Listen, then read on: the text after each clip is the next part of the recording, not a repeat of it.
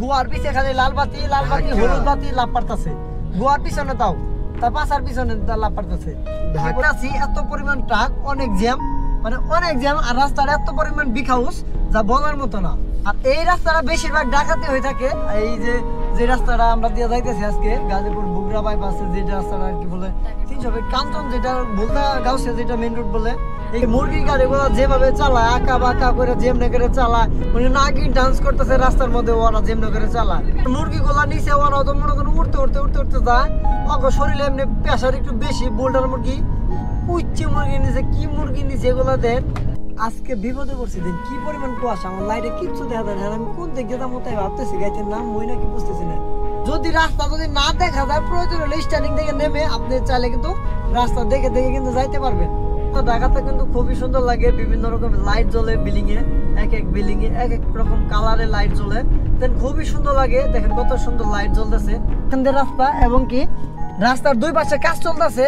এই রাস্তায় জ্যামে পড়লে আমার হাতে থাপ থাপ করে, যদি ডাকাতের ভয় থাকে বেশি, হঠাৎ করে দেখা যায় সাইড সুইডে গাড়ি মারি, গ্লাস মারি, বাড়ি মরি দেয়, টাকা পয়সা যা আছে সবকিছু নেওয়া যায়, ছুরি বাঁধা, এরকম রেকর্ড এই গাজীপুর এই সিটি বাইপাস রোডে কিন্তু হয়ে থাকে। কুত্তা আছে চাকার ভিতরে প্রস্রাব করবার নাকি, এত জায়গায় থাকতে কুত্তা কিন্তু চাকার ভিতরে কিন্তু প্রস্রাব করে এক ঠ্যাং উঁচা করে দিয়ে, আপনারা খেয়াল করে দেখেন বেলা। আসসালামু আলাইকুম এভরিওয়ান, কি অবস্থা সবার, কেমন আছেন সবাই? আশা করি সবাই অনেক কিছু ভালো আছেন। সো আলহামদুলিল্লাহ আমি অনেক ভালো আছি। তো আজকে কিন্তু আমাকে যেতে হবে নারায়ণগঞ্জ বারোদি, কোথায় যেন একটা জায়গা আছে, তো আমি চিনি লোকনাথ না কি যেন একটা মন্দির আছে, ওখানে যাইতে হবে আজকে। আর আমরা যখন বের হই তখন টাইমটা হচ্ছে 9:09 বাজে। এখন কিন্তু জাস্ট টাইম, মানে রাত শুরু। আজকে কিন্তু পুরো রাত আমার জার্নি করতে হবে, অবশ্যই কিন্তু আপনাদের সাথে থাকতে হবে, কারণ রাস্তাঘাটে ব্যাপার স্যাপার বলা যায় না, কোন কি হয়ে যায়, বাট আমারই কি হয়ে যায়, আপনারা অবশ্যই কিন্তু পাশে থাকবেন। এবং কি আজকে কিন্তু যাচ্ছি নারায়ণগঞ্জ। তো চলেন আমরা নাম নিয়ে গাড়িটা বিসমিল্লাহ বলে স্টার্ট দিয়ে দেই। স্টার্ট দিয়ে চলেন আমরা আমাদের প্যাসেঞ্জার কাছে চলে যাবো। প্যাসেঞ্জার সবাই রেডি আছে। আর আমার গাড়িতে যেহেতু তেল নাই, মানে তেল একদমই কম, তার কারণে পাম্পে চলে আসলাম তেল নেওয়ার জন্য। তো তেলের মুখ কোনটাতে খুলবেন আমি আপনাদেরকে দেখাই দিই। এই যে ড্রাইভিং সিটের একদম নিচে আসলে এখানে প্রথমে একটা চিহ্ন পেয়ে যাবেন, যে ফুয়েলের যে তেলের যে চিহ্নটা আর কি, যেখানে যেটা দেওয়া আছে, এই যে দেখেন পাম্পের মতো, মানে তেলের যে ফুটি আর কি, পাম্পের যেটা মেশিন দেওয়া থাকে ওইটার মতো একটা চিহ্ন আছে যেখানে, এই যে এটাকে চাপ দিলেই খুলে যাবে। দেখাই আমার তেলের ট্যাঙ্কি কিন্তু অলরেডি খুলে গেছে। তেল দাও সে ভাইকে ছোটে, আর দেখি আমার তেলের ট্যাঙ্কি মুখা কিন্তু অলরেডি খুলে গেছে। আর আমার গাড়িতে কিন্তু বেশি একটা তেল নাই, সিগন্যাল বাতি মানে শো করছে, যার কারণে পাম্পে আসলাম তেল নেওয়ার জন্য। তো যেহেতু থাকে যাবো, যার কারণে একটু তেল উঠাই নিয়ে যায়, কারণ তেল গাড়ি থাকা ভালো। আর এইখান থেকে তেল নেওয়া শেষ করে দেন যাবো হোটেলে। আমাদের ওখানে হোটেল আছে, হোটেলে যাওয়ার পরে 2 বোতল পানি নিব খুব সুন্দর করে, কারণ রাত্রেবেলা গাড়ি চালালে পানি বেশি লাগে আমার বিশেষ করে। দেন গাড়িতে 2টা বোতল আছে, দেন এইখানে মানে তেলটা নেওয়া শেষ হলে যাওয়ার পরে 2 বোতল পানি বইরে দেন গাড়িটা নিয়ে প্যাসেঞ্জার কাছে চলে যাবো। আজকে বিপদে পড়ছি, দিন কি পরিমাণ কুয়াশা, আমার লাইটে কিচ্ছু দেখা যায় না। আমি কোন দিক যেতাম তাই ভাবতেছি, গাড়ির নাম মই নাকি বুঝতেছি না, এত পরিমাণ কুয়াশা। ওরে আল্লাহ, যদি ফগলাইট অফ করে দেন কেমন দেখা যায়, কিচ্ছু দেখা যায় না, আমি যাইতে পারতেছি না, দেন এখনো তাও দেখা যাইতেছে না। খুদেরি আল্লাহ কি কুয়াশা। এই কুয়াশার ভিতরে কিন্তু খুব ধীরে স্থিরে আপনাকে গাড়ি চালাইতে হবে, একদম স্মুথ হবে, একদম আস্তে আস্তে যাবেন। যদি রাস্তা যদি না দেখা যায়, প্রয়োজন হলে স্টার্টিং থেকে নেমে আপনি চাইলে কিন্তু রাস্তা দেখে দেখে কিন্তু যাইতে পারবেন। আর আমি কিন্তু কিচ্ছু দেখতেছি না, রাস্তা আনজাতের উপরে যাইতেছি, যেহেতু পরিচিত রাস্তা সেক্ষেত্রে প্রবলেম নাই। এই যে একটু একটু আমার দেখা যাইতেছে, কারণ কুয়াশা জায়গায় জায়গায় এমন এতটা বেশি, মানে কিচ্ছু দেখা যায় না, এতটা আর কি কুয়াশা। যেখানে বেশি ফাঁকা মাঠের মতো ওইখানে কিন্তু সর্বোচ্চ কুয়াশা বেশি, গাছপালা মানে কোনো কিছু নয়, 2 পাশে বন্ধ মানে খেত খুঁত এগুলা দিয়ে আর কি কুয়াশা বেশি। আমাদের এনে কিন্তু কুয়াশা নাই, কারণ এখানে গাছপালা আছে, যার কারণে বাড়িঘর আছে, যেখানে কুয়াশা নাই। আর এখন সময় হচ্ছে 11:44, আমরা কিন্তু এখন মাত্র বেরোতেছি। আমাদের প্যাসেঞ্জার দাদারা এবং কি দিদিরা যারাই আছে সবাই কিন্তু গাড়ি তুলতেছে। তো চলে আমরা এখন গাড়িটা নিয়ে বের হই, কারণ বেশি একটা লেট করবো না। আমরা জাস্ট টাইম 12টায় বের হওয়ার কথা ছিল, কারণ 20 মিনিট আগে কিন্তু আমরা বের হয়ে চলে গেলাম। আর এখানে এসে কিন্তু আমার 1 ঘন্টার মতো কিন্তু বসে থাকতেছি আর কি সব মিলা। তো যাই হোক এখন আমরা বেরোতেছি। প্রত্যেকটা রুটে গেলে এই মুরগি গাড়িগুলো যেভাবে চালায়, আঁকা বাঁকা করে যেমনে করে চালায়, মানে নাগিন ডান্স করতেছে রাস্তার মধ্যে, ওরা যেমনে করে চালায়। অগর গাড়ি চালান দেখে নিজে মনে কেমন জানি নাগিন ডান্স দিবার মন চায়, কিন্তু অগর জন্য তো দিবার পাই না, কারণ মুরগিগুলা নিচে ওরা তো মনে করেন উঠতে উঠতে উঠতে উঠতে যায়, অগর শরীরে এমনি প্রেশার একটু বেশি। বোল্ডার মুরগি, কুচ্চি মুরগি নিচে, কি মুরগি নিচে এগুলো দেন, ওই দেন ওই যে মাথা বাইকের হাওয়া খাইতেছে, আমাকে লোক হ্যান্ডশেক করবা চাইতেছে, হোসে না 2 দিনে 1 দিন, মাসে একবার।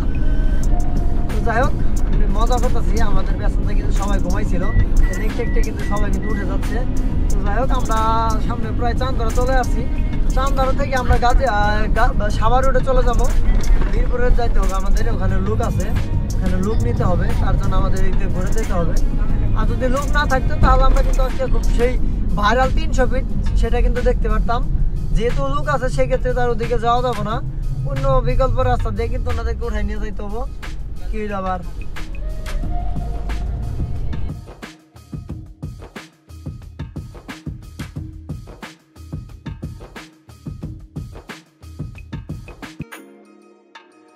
যে পাম্পে গেছিলাম দেন ওই পাম্পে বেশ একটা প্যাশন নাই, 100 প্যাশন ছিল, পরের দিন চলে আসলাম। তো দেখি এখন আমরা মিরপুর যাচ্ছি, আর এখন আছি হচ্ছে খিলক্ষেত, একদম মেরিডিয়ানের সামনে। এই যে হাতের ডান পাশে কিন্তু মেরিডিয়ান, আর হাতের বাম পাশে কিন্তু এলিভেটেড এক্সপ্রেস। তো যাই হোক রাত্রেবেলা ঢাকা কিন্তু একদম ফাঁকা দেখতে পাচ্ছেন, এই ফাঁকাটা কিন্তু সকাল 6:30 পর্যন্ত কিন্তু এরকমই ফাঁকা থাকবে। আবার হচ্ছে যে সকাল 7টার আগেই কিন্তু জ্যাম পড়ে যাবে এরকম অবস্থা, কারণ এই দিক দিয়ে যে জ্যাম পড়ে অনেক জ্যাম পড়ে, সহজে ছাড়ে না, একদম মহাখালী পর্যন্ত কিন্তু একদমই আর কি জ্যাম থাকে। তো সামনে যাওয়ার পরে আমরা রেডিসন হোটেল আছে, ওইটার সামনে থেকে বামে উঠে যাবো ইসিবি চত্বর দিয়ে নামবো আর কি, ওই ইসিবি চত্বর দিয়ে কালচি হয়ে দেন আমরা মিরপুরে 11 পল্লবীতে চলে যাবো। তো যাই হোক চলে যাইতে থাকি, আর রাস্তাঘাটটা খুবই বেশ চমৎকার দেখতে, দুই পাশে সবুজ সবুজ লাইট ফিডিং, আর সাইডে কিছু কাজ করা হইতেছে, মেট্রো রেল না কি যেন হাতের বাম পাশে কাজ করা হইতেছে, আমি যেটুকু শুনছিলাম আর কি ওইটুকু বললাম। খুবই সুন্দর কাজ করা হইতেছে, খুব দ্রুত কাজ করা হইতেছে।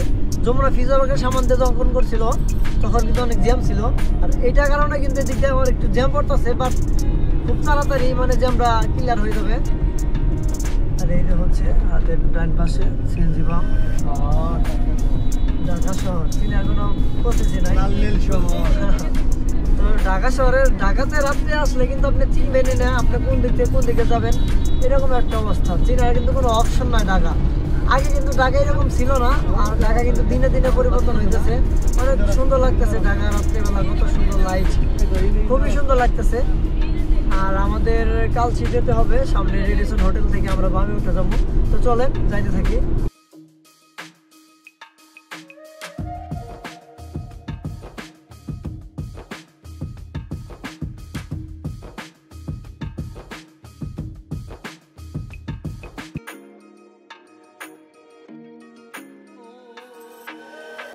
আর বর্তমানে আমি এখন আছি হচ্ছে মিরপুর 11 মেট্রো রেলের নিচে।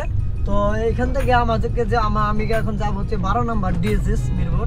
তো ওইখানে মূলত আমাকে সিএনজি গ্যাস উঠাইতে হবে, কারণ আসার সময় গ্যাস মানে উঠাই নাই আর কি, পাম্পে ঢুকছিলাম, পাম্পে গ্যাস নাই, প্রেসার 100, ওই 100 প্রেসার গ্যাস আমার গাড়িতে নিবো না।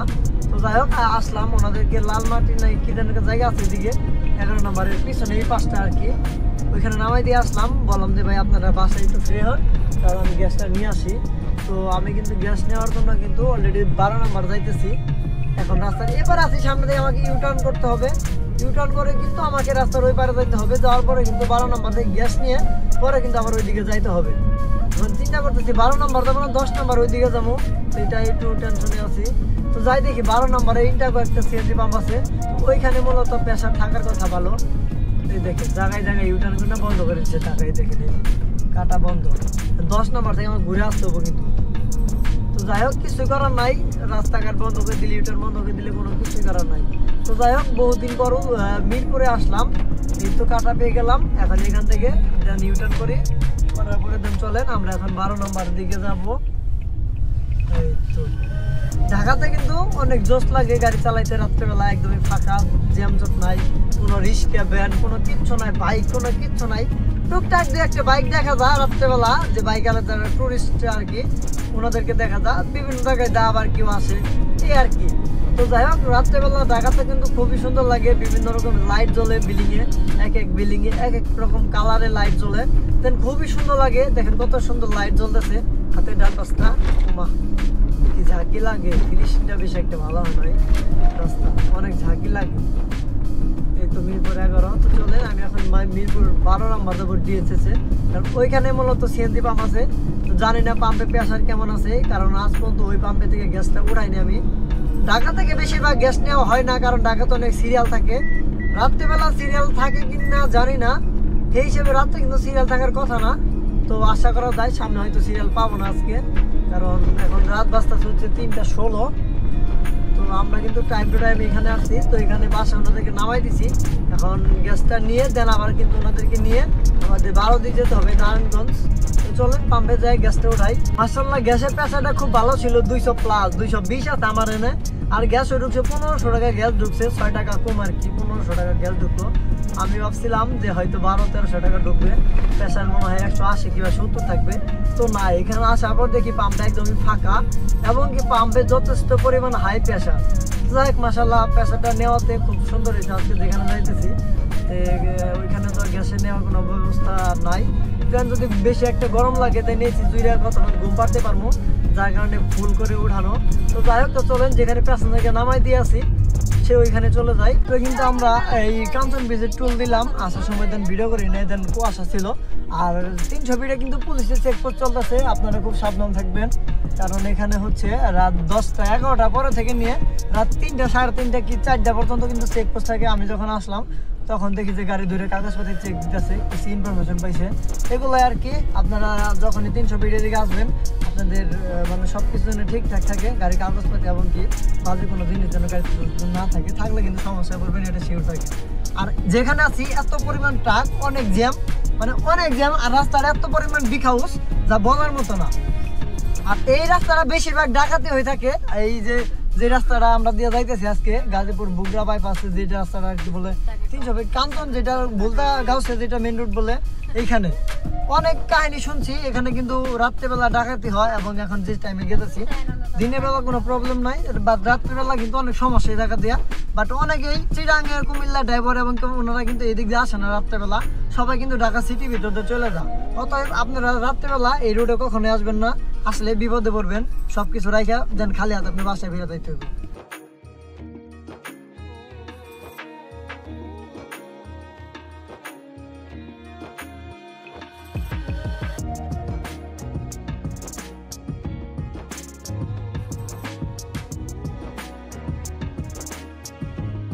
আর ফাইনালি আমরা কিন্তু চলে আসলাম হচ্ছে 12 দিয়ে। তো যখন এসে পৌঁছাই তখন জাস্ট টাইম কিন্তু একদম 8টা বাজে।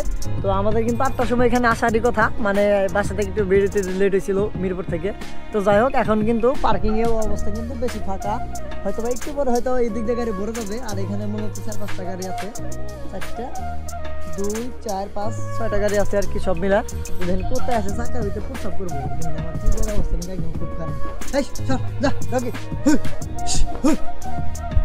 যা তো যাই হোক, কুত্তা আছে চাকার ভিতরে প্রস্তাব করবার নাকি, এত জায়গায় থাকতে কুত্তা কিন্তু চাকার ভিতরে কিন্তু প্রস্তাব করে এক ঠ্যাং উঁচা করে দিয়ে, আপনারা খেয়াল করে দেখেন বলা। তো যাই হোক, তো চলেন গাড়ি ব্যক্তি একটু ঘুমটুম পারবো, কারণ সারা জাগতে হয়েছে।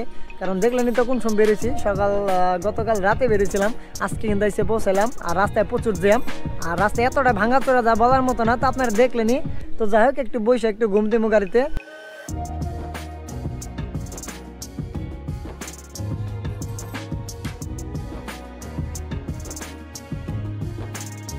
আর এই তো আমরা কিন্তু মন্দিরের ভিতরে প্রবেশ করছি। আর এই হচ্ছে মন্দিরের গেট, ওইটা হচ্ছে গেট, জানি এখান থেকে ঢুকে এখানে ঢুকলাম। বাইরে ফোন দিয়ে কিন্তু আমি আনলাম, কারণ ওইদিকে একটু ঘুরতে যাবো। এইদিকে কিন্তু অসংখ্য লোকজন ছেড়ে দিয়ে চান করতেছে, আর এই পাশে একটু মহিলা মানে মেয়েরা।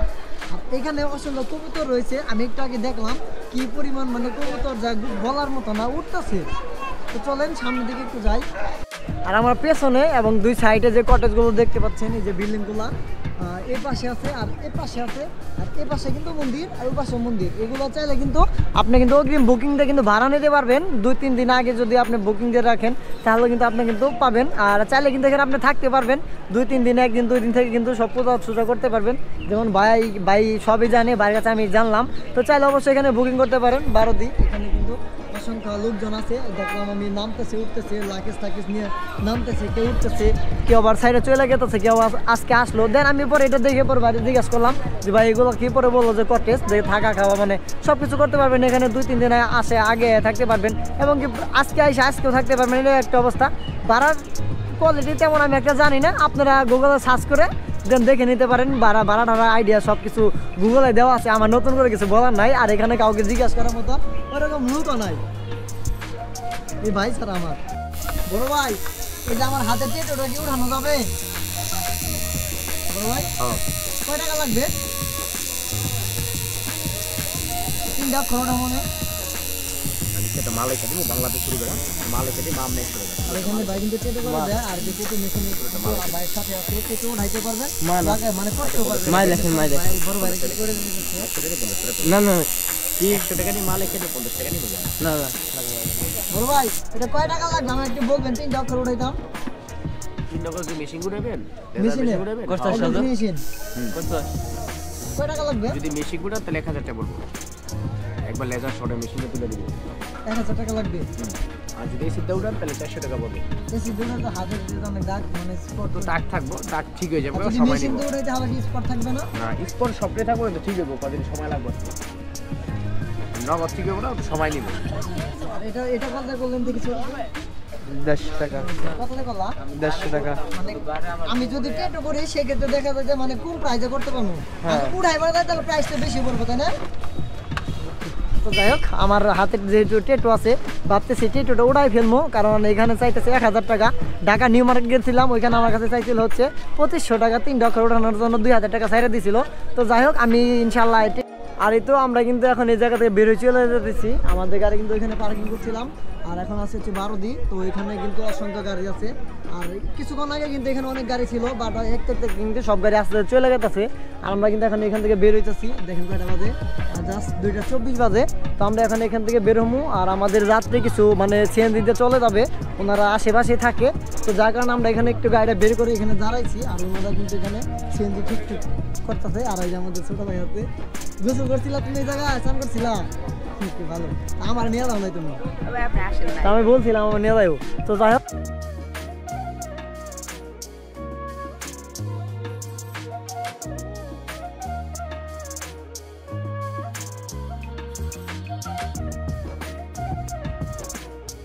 কিন্তু একটা জিনিস আমার খুবই ভয় লাগে যদি জ্যামে পড়ে থাকি রাত্রেবেলা আমার আত্মার মধ্যে দিক করে কারণ দুই পাশে কিন্তু একদম খোলামেলা দেন কোনো বাড়িঘর কিন্তু নাই খোলামেলা মাঝখান দিয়ে রাস্তা এবং কি রাস্তার দুই পাশে কাজ চলতেছে এই রাস্তায় জ্যামে পড়লে আমার আত্মা থাপ করে যদি ডাকাতের ভয় থাকে বেশি হঠাৎ করে দেখা যায় সাইড সুইডে গাড়ি মারি গ্লাস মারি বাড়ি মরি দেয় টাকা পয়সা দাঁত সবকিছু নেওয়া যায় ছুরি বাঁধা এরকম রেকর্ড এই গাজীপুর এই সিটি বাইপাস রোডে কিন্তু হয়ে থাকে প্রায় কিন্তু আমি শুনছি কিছুদিন আগে আমাদের স্ট্যান্ডে একটা গাড়ি মানে আর কি ভাঙচুর করছিল প্রাইভেট কার আর কি তো যাই হোক তারপরে থেকে এই রাস্তাটা আসলে একটু ভয় কাজ করে আজকে যখন আমরা এখানে আসিলাম মানে নারায়ণগঞ্জ 12 দিয়ে যখন যাই তখন ভাবছিলাম যে আমি হানি ফ্লাইওভার করে মদনপুর দিয়ে দেন ওদিক দিয়ে ঢুকবো পরে ভাবছিলাম যে না যেহেতু 5টা বাজে গেছিল আমাদের 300 ফিট আসতে তো সেক্ষেত্রে আর ওদিক দিয়ে ঢুকি না দেন এদিক দিয়ে চলে আসছিলাম তখন জ্যাম ঠ্যাম কোনো কিচ্ছু ছিল না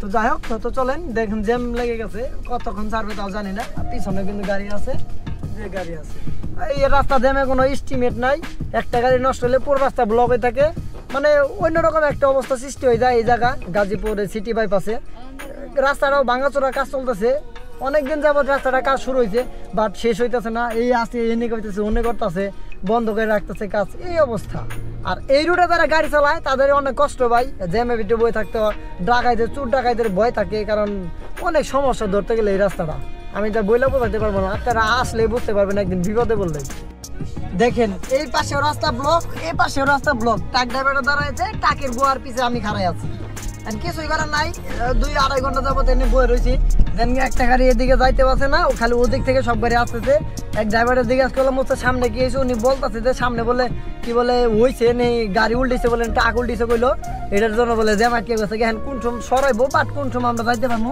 তার কোনো গ্যারান্টি নাই আর গ্যাসের সময় কিন্তু আমাদের ওভার হইতেছে 4টা এখন মনে হয় 4টার মতো বাজে আর কি তো 6টার ভিতরে কিন্তু আমাদের এলাকা থাকতে হবে 6টার ভিতরে না থাকতে পারি সেক্ষেত্রে যে পর্যন্ত যাইতে পারি তার থেকে একটা চাপ দিয়ে নিতে হবো কারণ ভাইদেরকে নামাই দেওয়া দেন আবার আমার ঢাকাইতে হবো এই সপ্তাহের ভিতরে 15-20 দিন ধরে কিন্তু 20 তারিখ যেহেতু একটা শুরু হয়েছে 20 দিনের ভিতরে মানে 2 দিন মানে 20 তারিখে আমি ঘুমাইছিলাম মানে রুমের ভিতরে আর একদিন কিন্তু ঘুমাইতে পারি না প্রতিদিন গাড়ির ভিতরে থাকতে হইতেছে গাড়ির ভিতরে ঘুমাইতে হইতেছে সকালে গেতাছি রাইতে গেতাছি সকালে আইতেছি মানে দৌড়ে আছে আরে দেখেন কতগুলো গাড়িকে আমি ওভারটেক করতেছি ডান দিয়ে ভরে দিছি মানে আমি কিন্তু রং যাইতেছি ওই পাশ থেকে যদি একটা গাড়ি আসছে দেন আমি কিন্তু আমাকে বিপদে পড়ে যাবো দেখি আজকে কোন পর্যন্ত যাইতে পারি দোয়া করেন আমার সাথে থাকেন দেখি কোন পর্যন্ত যাইতে পারি এখানে গ্যাপ পাইছি, এখানে একটা গ্যাপ আছে, গ্যাপে ঢুকি। রাইট, ভালো হয়েছে, অনেকটুকু আসতে পারছি। তো এখানে কিন্তু ম্যাক্সিমাম 1 ঘন্টা রাস্তা কিন্তু আমি আগাইছি, দেখলেন তো কতগুলো গাড়ি ওভারটেক করলাম। আর এখন কিন্তু সন্ধ্যা হয়ে গেছে, সো আমরা কিন্তু এখন 300 ফিটে প্রবেশ করলাম মাত্রই। কাঞ্চন ব্রিজে টুল নিচে হচ্ছে 60 টাকা, যাওয়ার সময় টুল দিছি, আসার সময় কিন্তু টুল দিয়ে নেবেন, টানোর হয়ে পড়ছি। কারণ ওইখানে টুল নেয় না, মাঝে মাঝে আবার নেয়, কারণ রাত্রেবেলা যখন কিছু জ্যামজম ছিল ওইখানে টুল দিয়ে পার হয়েছি। আসার সময় কোনো টুল, আমার সামনে 2-3টা প্রাইভেট আছে, হাইজ আছে, কেউ টুল দিতেছে না, আমি কিসের জন্য টুল দিয়ে দাঁড়াবো, আমিও চলে আসলাম। তো যাই হোক, এখন কিন্তু বাংলাদেশের খুব মানে আমরা যে জায়গাটা দিয়ে যাইতেছি নাম্বার 1 বাংলাদেশে না, যেটা আর কি সোশ্যাল মিডিয়াতে ভাইরাল একটা রাস্তা, সবখানে টিকটক, ফেসবুক, ইউটিউব সব জায়গায় কিন্তু ভাইরাল জায়গা, সেটা হচ্ছে 300 ফিট। আজকে কিন্তু 300 ফিটে যাইতেছি, অনেকদিন পর 300 ফিটে আসলাম। আর 300 ফিটের ভিউ কিন্তু সন্ধ্যার সময় এক ভিউ, দিনে এক ভিউ, রাত্রেবেলা এক ভিউ। মানে রাত্রেবেলা সবচেয়ে খুব সুন্দর লাগে, আর রাত্রেবেলা আগে অনেক সুন্দর লাগতো, কিছু লাইট কেটে গেছে। হ্যাঁ, লাইটগুলো নষ্ট হয়ে গেছে, যার কারণে মানে এখন আর 300 ফিট আগে যে রূপটা, ওই রূপটা কিন্তু আস্তে আস্তে নিভে যাইতেছে। মানে আগে যে সাইডে কিছু একটা ধোলামেলা কোনো কিছু ছিল না, এখন কিন্তু অনেক বোতল মতল কি খায়, কি ফালাই বলে ঠেলে দিচ্ছে, এই জন্য মানে নোংরা লাগতেছে। জায়গায় জায়গায় কিন্তু লাইট অর্ধেকগুলো কিন্তু জ্বলেই না, মানে কেটে গেছে, আর অনেকখানে আবার জ্বলতেছে। তো যাই হোক, এখন কিন্তু আমরা ব্রিজের নিচে ঢুকবো। তো দেখেন আমরা এখন ব্রিজের নিচে যাবো। এই যে কয় নাম্বার ব্রিজ যেন শিওর জানি না, 14 মনে হয় না ভাই, এটা 6 কি 7 নাম্বার ব্রিজ, এটা 5 নাম্বার, ওই যে 5 নাম্বার। হ্যাঁ, এনে সবাই এটা হচ্ছে বাইরে ওই যে ছবি করতেছে। তো চাইলে কিন্তু আপনি কিন্তু এখানে এসে ছবি উঠাইতে পারবেন। আর ব্রিজের নিচে আসলে মনে হয় আমি বাংলাদেশে নাই, মনে হবে আমি বাংলাদেশের বাইরে আছি, ইউরোপ, দুবাই, আমেরিকা, অন্যান্য কান্ট্রিতে চলে আসলাম। সেম বিদেশি রাস্তা, মানে এটা বিদেশির বাইরের রাস্তা যদি ধরতে যান, থেকে বিদেশি ফিল পাই আমরা এই রাস্তায় আসলে না। যাই হোক, আমার এক বড় ভাই আসতে আছে, ভাই বলতেছে যে আমরা এই রাস্তাতে আসলে বিদেশি একটা ফিল আহে মনের ভিতরে, এবং চোখের ভিতরে একটা মাপ আসে আমাদের। খুবই সুন্দর রাস্তাটা, চোখে শান্তি লাগে না, চোখে শান্তি লাগে, মনের কিন্তু শান্তি লাগে, কারণ চোখ দিয়ে দেখবেন, মন দিয়ে ফিল করবেন, আর মাথা দিয়ে মাথা খাটাবেন। এই পাশটার লাইট কিন্তু সব বন্ধ, মানে হয়তো লাইট কেটে গেছে, ঠিক করার লোকজন আছে, বাট হয়তো ঠিকঠাক করে না, হয়তো সামনে অবশ্যই করবে। আর এখন আমরা চায়না ব্রিজের নিচে যাইতেছি।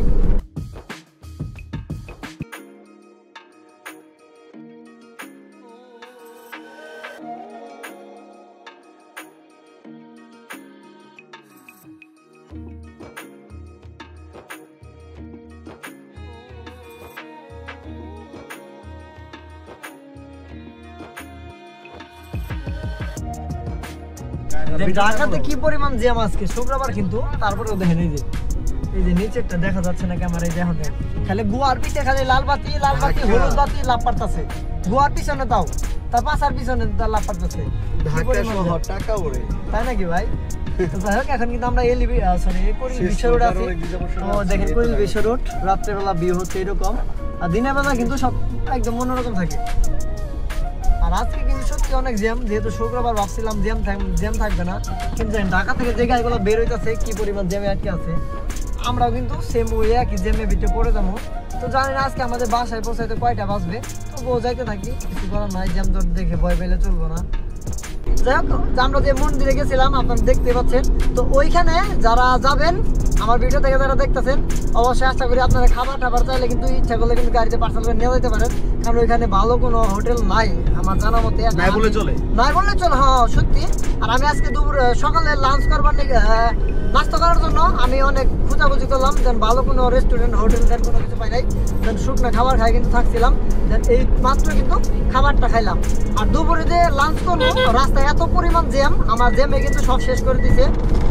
আমি 6টার সময় কিন্তু এলাঙ্গা থাকার কথা, কিন্তু বাজছে 8:30, তাহলে বুঝেন কতটুকু জ্যামে বেরিয়েছিলাম। জ্যামের জন্য খাবার দাবার আগামোতা সব বন্ধ হয়ে গেছে আজকে। আর প্যাসেঞ্জার কিন্তু খুব কষ্ট করতে আজকে, জ্যামের ভিতরে আছে, হিট হয়ে গেছে গা, মানে ফেরা বেড়ে গেছে এরকম অবস্থা। আমার প্যাসেঞ্জার আলু হিট না বাগুন ভর্তা হয়েছে আপনারা সবাই আজকে।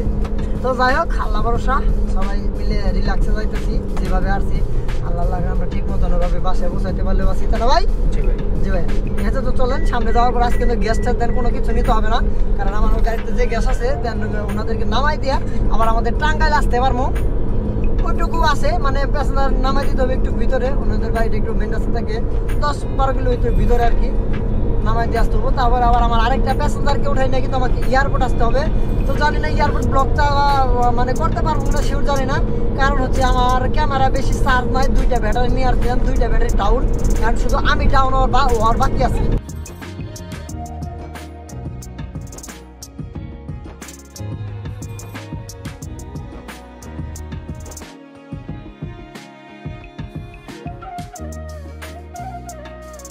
সকাল রাতে দেন গাড়ি রেখে চলে গেছিলাম, ইনকামটা হিসাব করতে পারি নাই, কারণ আস্তে আস্তে অনেক রাত হয়ে গেছিলো। গ্যাস নিয়ে নিচ্ছি, দেন ওনাদেরকে সবাইকে নামাই দিয়ে ভাড়া নিয়ে চলে আসছি। উনি একটু সমস্যা ছিল ভাড়া নিয়ে আর কি, মানে প্লাস ছিল আর মাইনাস হয়েছে আর কি এখানে। আর ওইখানে ওই টিপের ভাড়াটা ছিল হচ্ছে 8,000 টাকা। ও আমার কয় টাকা, মাত্র 2320 টাকা গ্যাস উঠাইছি 2 চাপে। 2 চাপ বলতে চাপ মনে হয় আমি একটাই দিয়েছিলাম, হ্যাঁ একটা চাপে দিয়েছিলাম, কিন্তু আজকে তারপরে যে টিপে গেছিলাম ওইটা গ্যাস বেশি লাগছে। ওই টিপে গ্যাস লাগছে মাত্র হচ্ছে 1200 টাকা গ্যাস উঠেছে মিরপুর থেকে, আপনারা দেখছেন। তো যাই হোক, আজকে এই পর্যন্তই। গ্যাসের ইনকামটা রাত্রেবেলা আর আপনাদের বলতে পারিনি, ইনকামটা বলতে পারি নাই। তো যাই হোক, মিরপুর 12 নম্বর থেকে গ্যাস নিয়েছিলাম, দেওয়ার পরে গ্যাসটা কোনো কিছু নেই না, দেন সুদা চলে আসছি, এসে নামাই ঠামাই দিয়ে দেন সুদা চলে গেছি। তো যাই হোক, আজকে এই পর্যন্তই। আবারও দেখাবো নতুন কোনো ভিডিওতে, নতুন কোনো কিছু নিয়ে, নতুন কোনো টিপে। আল্লাহ হাফেজ।